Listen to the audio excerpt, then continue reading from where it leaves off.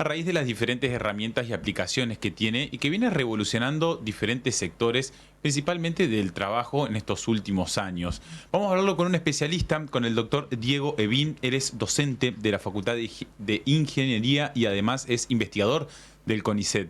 Doctor, ¿cómo le va? Un gusto, buenas tardes. A Yelén Herbel y Tiago Romero los saludamos. ¿Cómo va?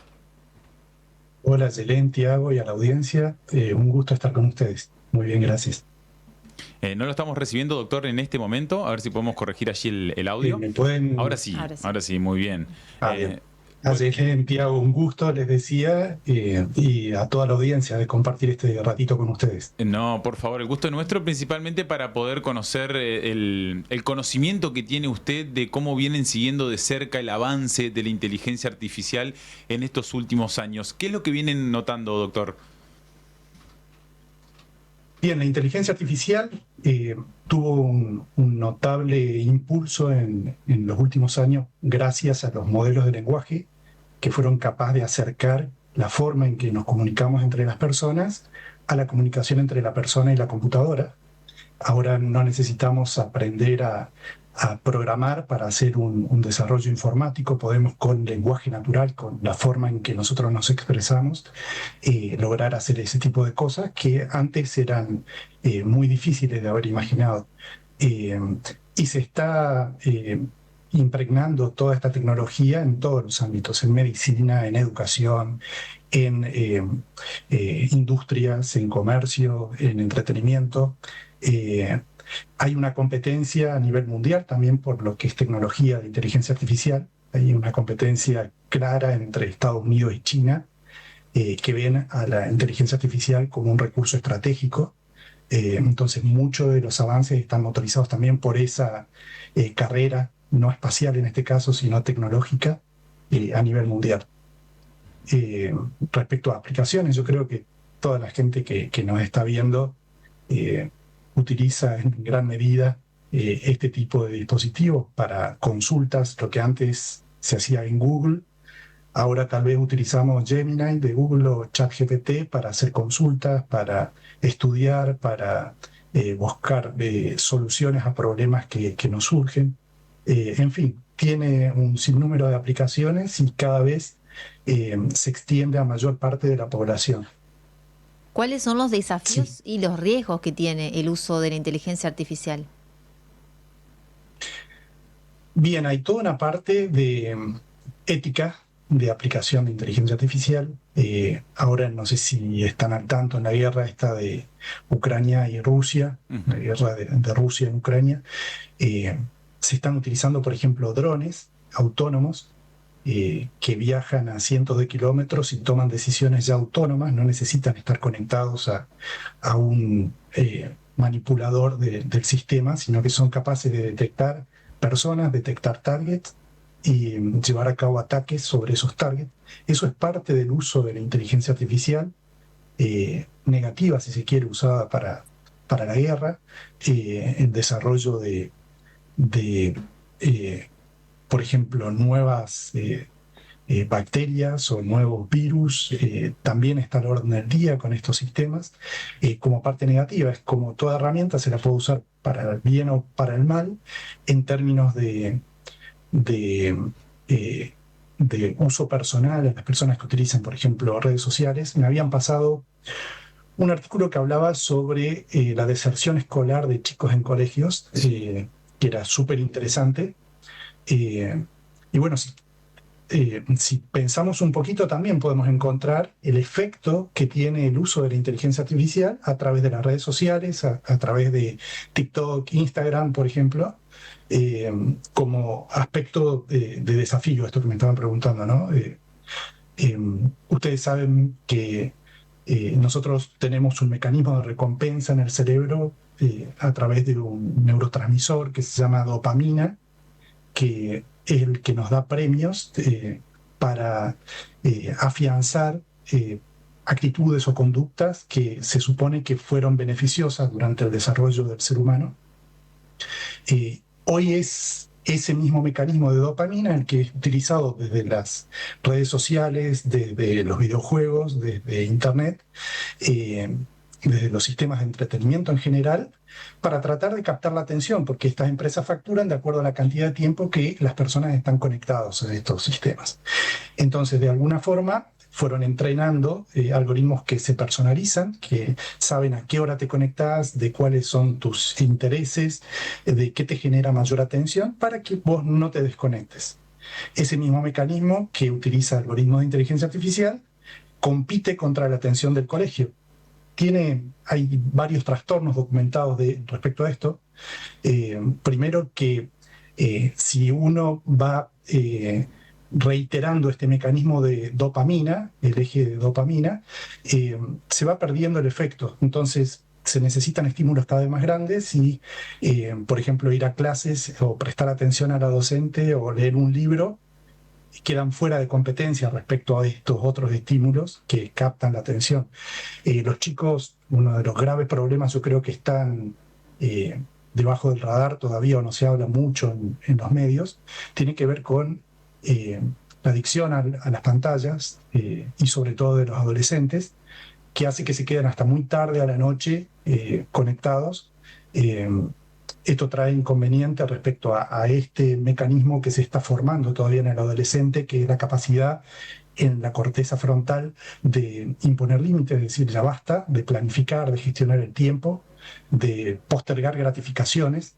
Entonces los adolescentes son susceptibles a estos estímulos. Por otro lado, el déficit de sueño trae problemas de atención también al otro día o la motivación de ir al colegio. Y también está documentado que por cada hora extra en promedio que los adolescentes utilizan pantallas, aumenta un 13% las probabilidades de depresión. Falta de motivación, falta de sueño, falta de engancharse a lo que sucede en el aula porque no me motiva por este eje de dopamina. Todo contribuye a esta deserción escolar. No podemos atribuirle el único factor, la única causa, ¿no? Pero hablando de inteligencia artificial es un factor que cada vez se tiene que tener más presente.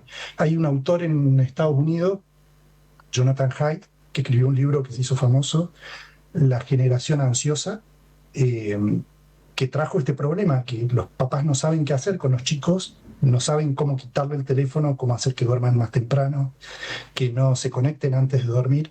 ¿Qué sucede en una comunidad donde todos los amigos tienen teléfono? Un padre de por sí solo no puede hacer que su hijo obligarlo a que no use el teléfono.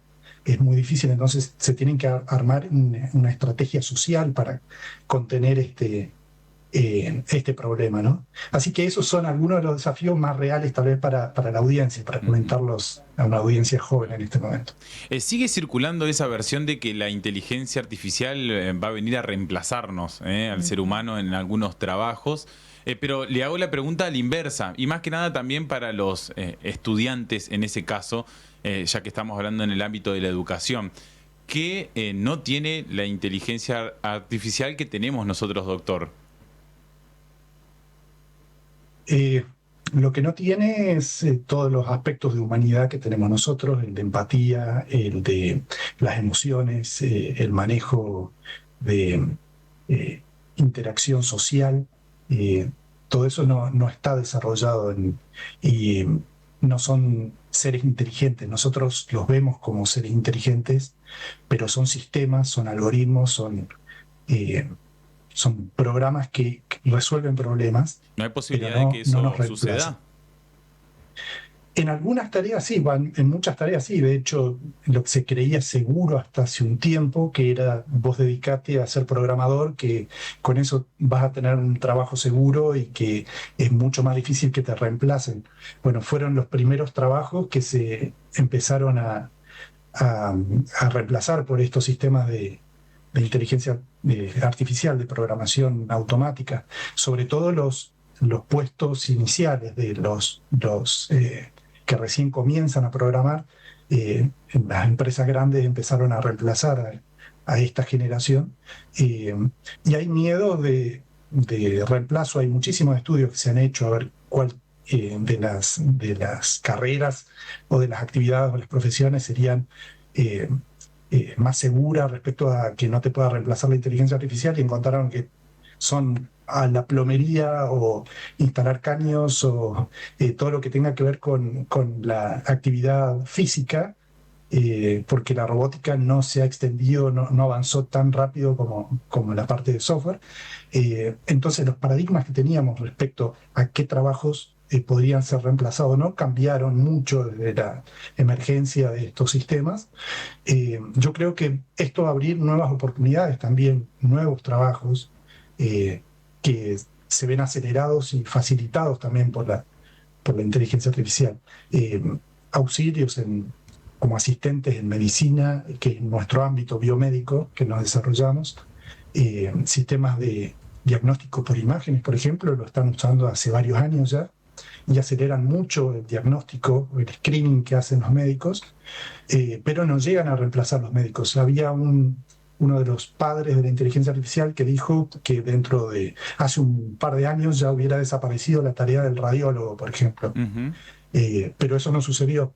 De hecho, son necesarios los seres humanos como un agente de verificación de última instancia. El programa te puede decir algo, pero el criterio humano y todas las otras variables que tiene en cuenta el ser humano todavía no han sido abarcadas por este tipo de sistemas.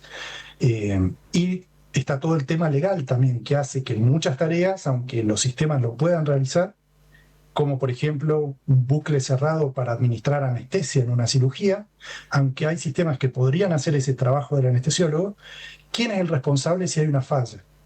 ¿El médico? ¿La clínica que contrató ese sistema? ¿El fabricante? ¿Todo está repartido o no? ¿Qué dice la legislación? No hay legislación desarrollada y que especifique responsabilidad. Por lo tanto, por más de que la técnica avance, se necesitan una gran cantidad de inversiones adicionales, de infraestructura, por ejemplo. No podemos pensar que va a reemplazar la inteligencia artificial si todavía seguimos haciendo las historias clínicas en papel. No tenemos digitalización. Entonces hay toda una serie de prerequisitos para que esto se implemente en la realidad que hoy por hoy no están satisfechos. Salvo para algunos dominios particulares por ejemplo, de instituciones, de empresas que están completamente digitalizadas, que tienen muchos recursos, que tienen recursos humanos, recursos materiales, capacidad de cómputo.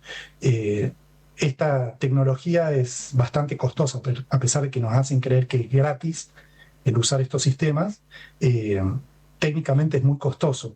Y cuando se cree que cuando se estabilice el sistema, nos van a empezar a cobrar lo que realmente vale esta capacidad de cómputo, ¿no? Y eso consume mucha energía, consume computadoras o nube, computadoras de otros, digamos. Por lo tanto, hay toda una realidad que no acompaña a este hype, a esta burbuja que hay en torno a la inteligencia artificial. Hay gente que es muy optimista y otras pesimistas.